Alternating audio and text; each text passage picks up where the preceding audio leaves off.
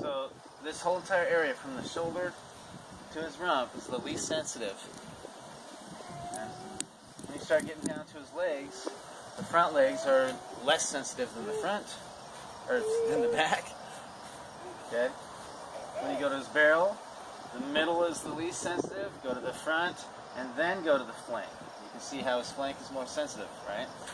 Good boy. And he stood there, so I'm going to take it away. Now you can practice this with your horse and find all of his touchy spots. You'll find that certain places are more sensitive than others. And pretty much with every horse, what you heard me explain just now is correct.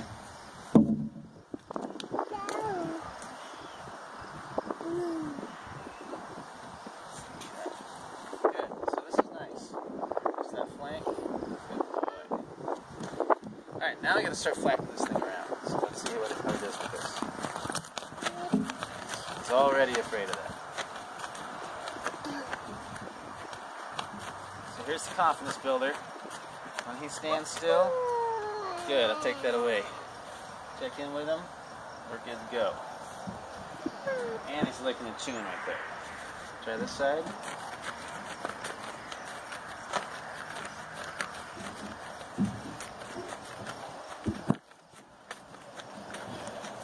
Good. Stand still. Look, he's already checking in with me before I even touched him. Okay, now I'm going to ask for a little more. Let me come back here a little bit.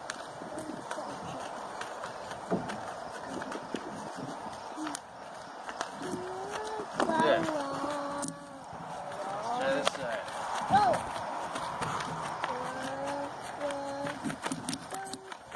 Good.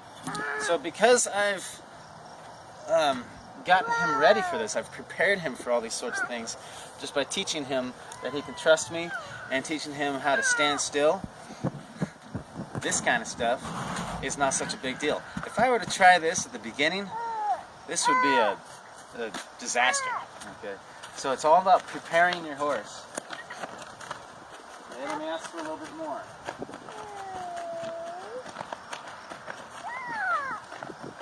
Good. There's a confidence builder right there.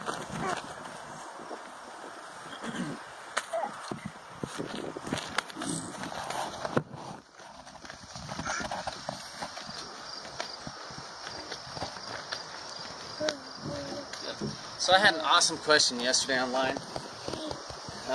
I commented on it online, but maybe not everybody saw it, so I'm going to touch on it now. Somebody asked me, why is it that I don't go and pet and pat on the horse like, good boy, after he's done something good?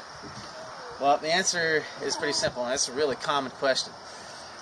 So as we're raised and we're growing up, usually we all have dogs or somehow come in contact with dogs and cats, and we learned that the way to praise them is to pet them. Good boy, good boy. So we just get this idea in our head that that's how all animals work. That when they do a good job, we need to go touch them, pet them, and say, good job, good boy, good boy. But that's not how it works with horses. Okay? When they do something correct, leaving them alone is the reward. Okay? Just turning around and completely ignoring them is what they want. They want you to stop doing whatever it is that you're doing. Okay?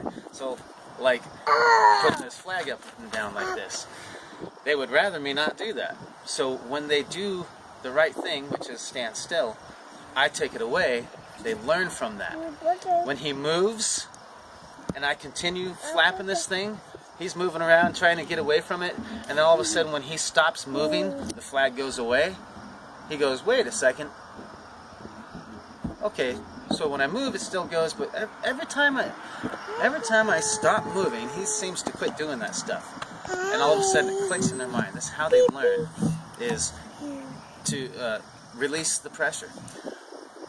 What is pressure? Anything toward the horse is pressure. Okay, this is pressure. Okay, look at how he just reacted to that. I turned toward him, and he went, what? Okay. Anything is pressure. So coming to him like this is pressure. Okay? Coming to him in here is pressure. Look at how he's bracing. Okay? Everything's pressure. If I want to go, hey, good boy. Look, that's not doing any good, is it? He's going, whoa! Am I supposed to move? What are we doing? It's pressure. So when you stop doing something and you go to pet him, you're just adding additional pressure again. So that's why you'll see me just completely stop. And then I'll come in and check in with him. Say, yeah, good boy. But that initial stopping and releasing the pressure is the instant gratification that horse needs. So that was a great question that person asked. And that is why I do that. Okay, so let's do a little more of this. I'm going to ask for more now.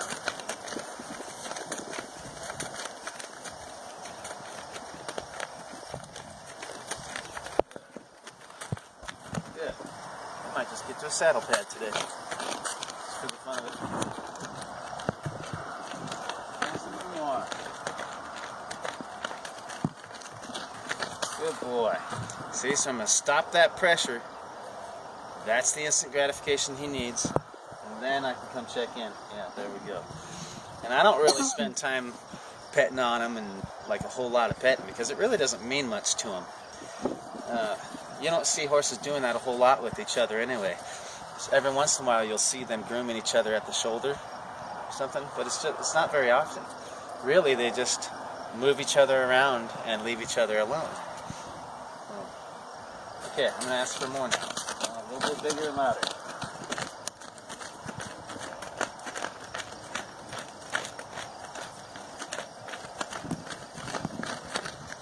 Good job. Good job.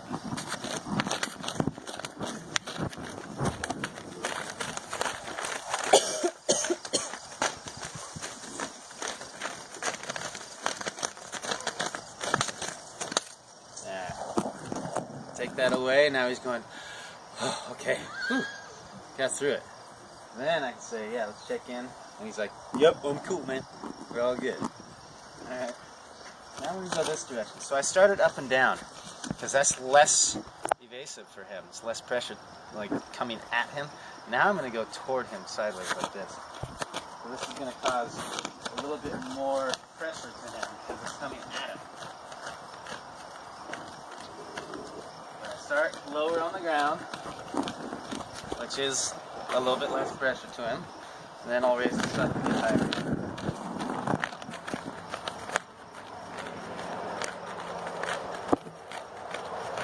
Good. You don't need to spend all day on this. If he stands nice, then just get out of there and leave him alone. You don't need to try to make him move. That's not the point. Okay, now we go a little higher. In the middle of this barrel. I'm standing nice right there. I'm going to get out of there. There's no need for me to continue doing that for 5 minutes or whatever. I'm just going to do it one little pass. He stands good, and we move on. Okay? Stands good, we move on. Don't be irritating him so much. Go a little higher.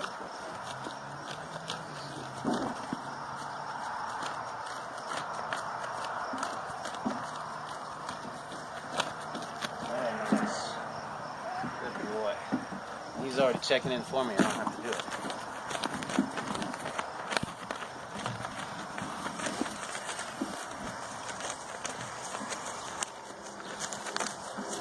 Good. See how he kind of lowers his head already anyways. Okay, well that's awesome. I just got to make it more noisy. I'm going to try that.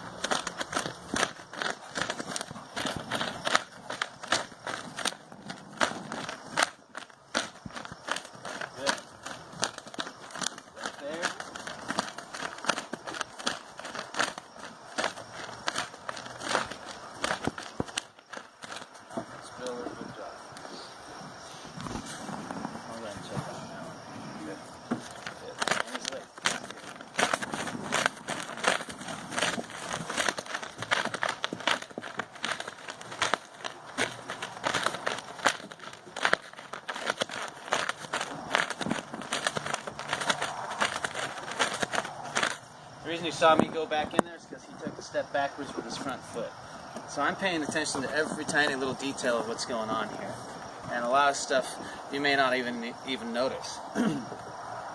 But anytime something changes, it's either what I want or what I don't want. And so then I handle that accordingly. Good boy. Okay. I'm even paying attention to him when I'm talking to you. So I'm listening to him and I'm watching him out of the corners of my eyes to see what he did. So just there a second ago, he took a step toward me and kind of lowered his head. That's why I went in and checked in with him. Okay. All right, let's try this one. This one's pretty fun. Let me go. So I go up and down 4 times on each side of it. But I keep it pretty far away. Now I go to 2 times. 1, 2, 1, 2, 1, 2. Now I go to 1.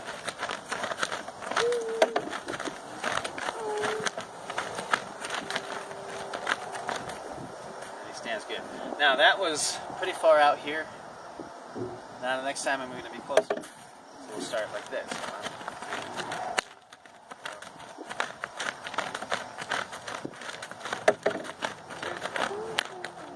See how he's getting a little bit jumpy? So now I'm going to continue the 2 then. Now I'll go to 1. Good. Now this time it's going to be even closer to him. Check in. Good boy. Here we go. 1, 2, 3.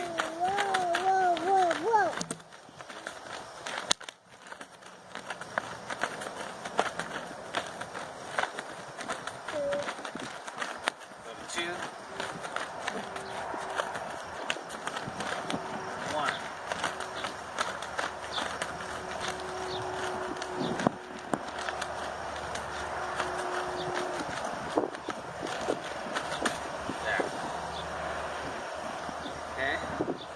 See, I'm not going to tell him good job. I just turned around and left him alone. That's what he needs. Instant gratification is me stopping and leaving him alone. Then I can come in and check in. Say good job. Okay. That's awesome. Alright, now I'm going to do the windshield wiper.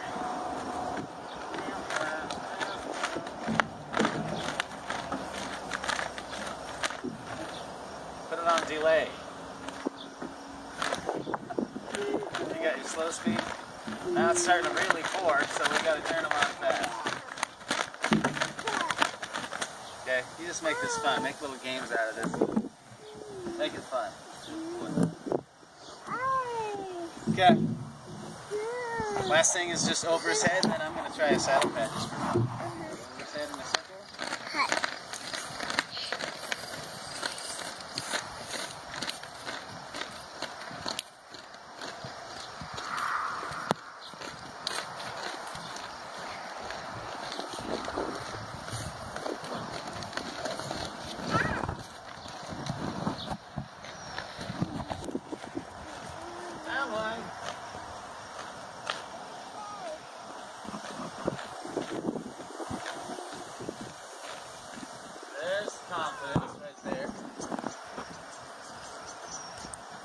So if I would continue doing that, waiting for him to give me a submission, it wouldn't work. He would end up running again. So I want to build this confidence and stop right there when he stood still for just a couple seconds. But I'm going to go right back and do it again to make sure that he understands what he's done.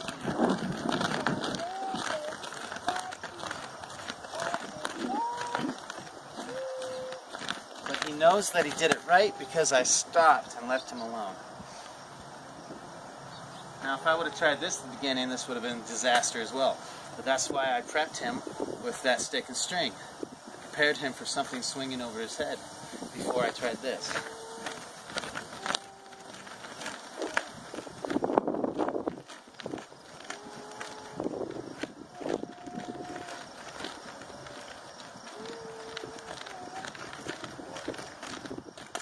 Good. Alright, we're going to go get a saddle pad, so we'll be right back. Okay, so we got a saddle pad out here, but first I wanted to show you this too. I like to teach him how to lower his head. Okay, so first, he already kind of does anyways, like when I go touch him, so that's what gave me the idea that I should probably teach him this now, is that he is lowering his head pretty well. So, I need to get down here pretty pressure on his face. And you'll notice that when I put the pressure, he lifts up a little. Except that time. Last time he did. There we go. As soon as his head comes down even a tiny bit, I just let go. Yeah. And I want him to hang out down here with me. Just like this. When his head goes back up, a little pressure. When his head comes down, let go. Let go. Let go. Let go. Let go. Let go. Let go.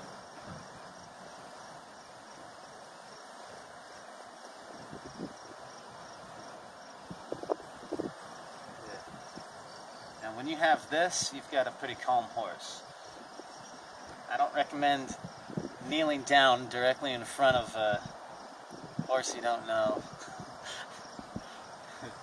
It's a pretty precarious spot for me to be in. But I know that he's respecting me, and if he were to spook, I feel pretty confident that he wouldn't come over the top of me. Knock on wood. Right? So, but the idea is to show him trust. Okay? I can't get him to show me trust if I'm not showing him trust. And so I need to be able to trust him, just like I'm expecting him to trust me. So a lot of the stuff that I do, you know, it might look a little dangerous to you, but it's because I'm showing him trust. I want him to know that I trust him. You know, I can't expect him to do something that I won't do for him.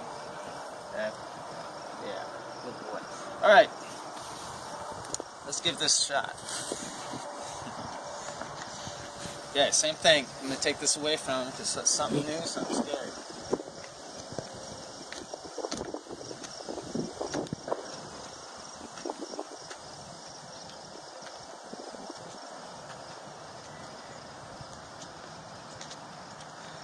Okay. Now we'll do this.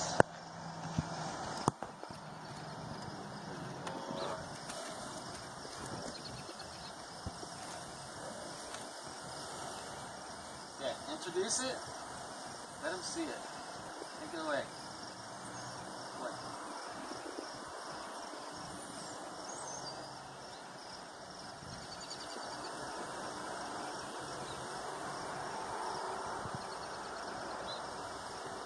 I want him to touch it, but if he doesn't touch it on his own, it's okay. I can touch him with it after I've introduced him. See, he was licking there a second.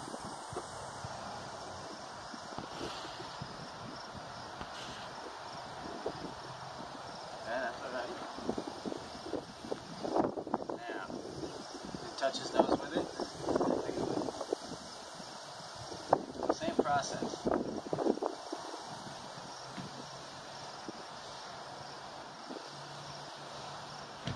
Good.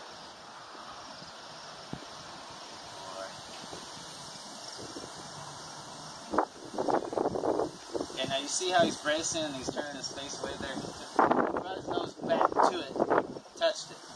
That's why I took it away. Do that again. Wow. Really windy.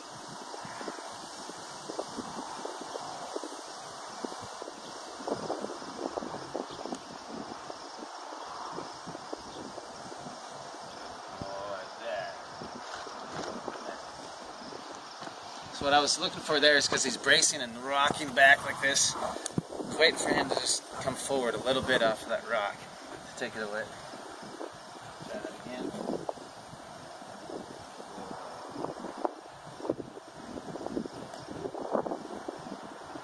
Okay, see how he rocked back?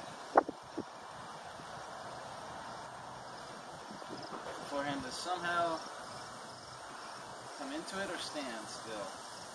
So he stood still real good. We'll leave him alone. Good boy.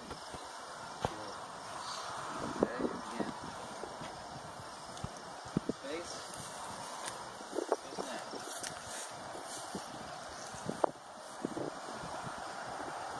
At his shoulder. Good boy. So like I was saying, that shoulder is the least sensitive spot. Boy. Okay, again.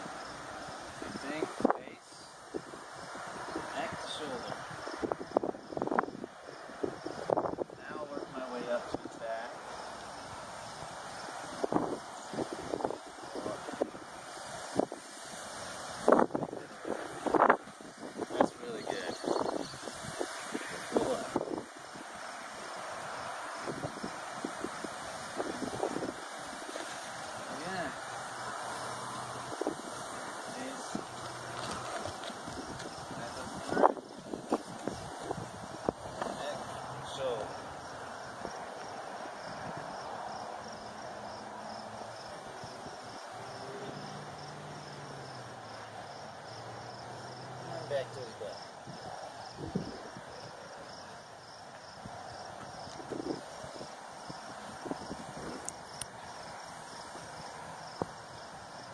Hey, other side.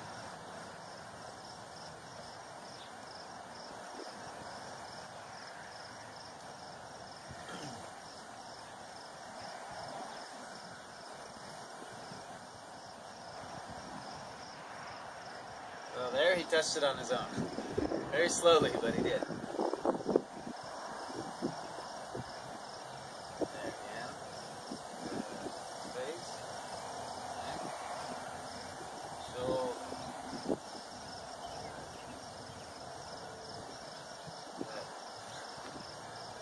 You see how he gets really bracing when it's on his nose and cheek, and then a little bit on his neck, but as soon as it gets to his shoulder, he just kind of settles in.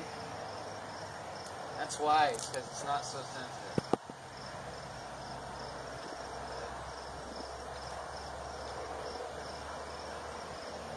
Okay, now let's see if I can move back a little.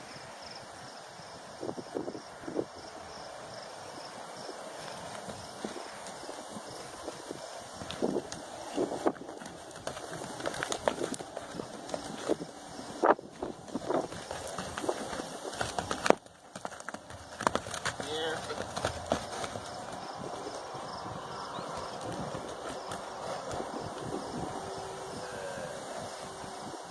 Need to get back to the position I was in when he moved.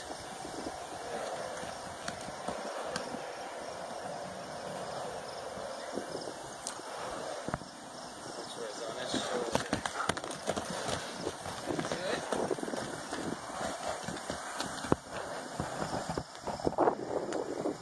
Good.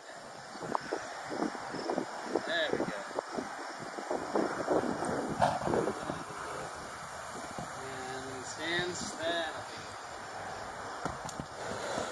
Good, I'm glad it got a little spooky at that so I could show you how to handle it. So if you notice, I just stayed right in the bubble, tried to stay right in his space, right, and kept him facing up to me.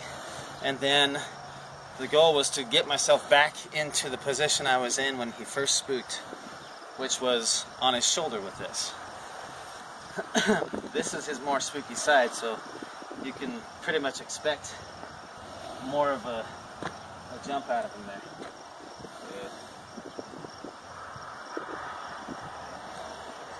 Face, neck, shoulder.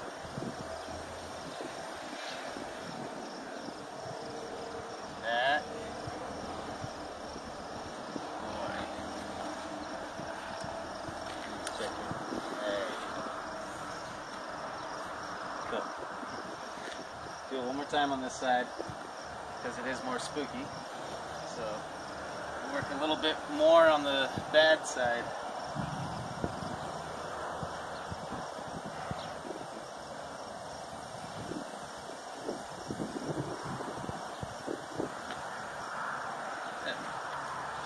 Better.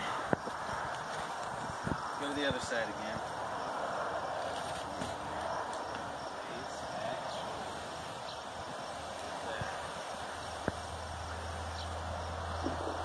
Good. Better. Face,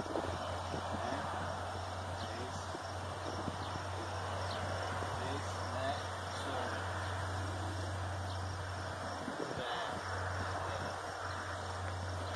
And now I'm going to use that technique of just going back and forth. Back. Shoulder. Back. Butt. Other side. Back. Shoulder. Back. Butt. Let's get this to be no big deal.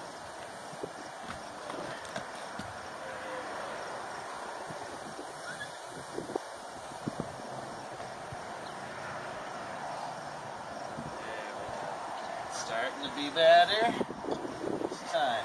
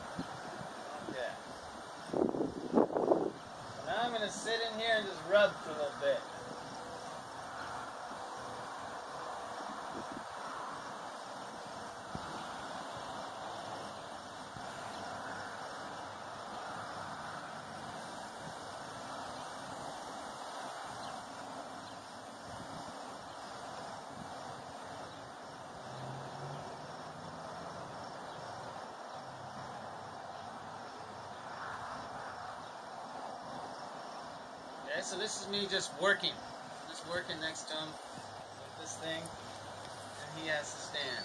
That's good. Real nice. Same thing on this side.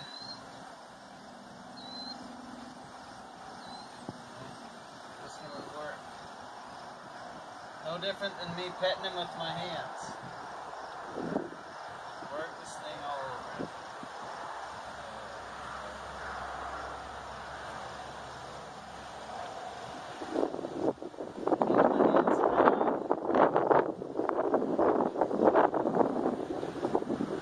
Okay, so I prepared him before by going back and forth to one side, then this side, then this side, then that side. I don't know, a few days ago, whatever. Just touching him, moving my hands around, and just creating a lot of movement and racket around him. So that preparation helps for this, so that now I can bring this in and work next to him with this in my hand. Okay? And now it's not such a big deal. Now I'm moving around and moving a lot. I'm moving a lot, the pad's moving a lot, but it's somewhat familiar to him because I can work around him.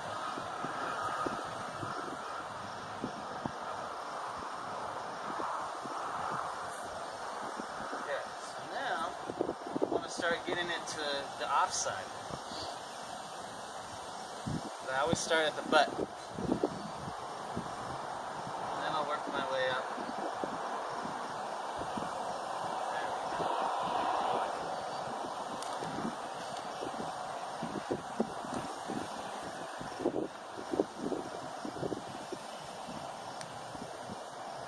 So if you see what I'm doing is I'm actually putting this on the offside. On the butt. There. Good boy. As I work up to the offside further, I need to have a little block here just in case it comes my way. Although on this side he's looked up at me. So that's about where it's going to set anyways. Can't go any further.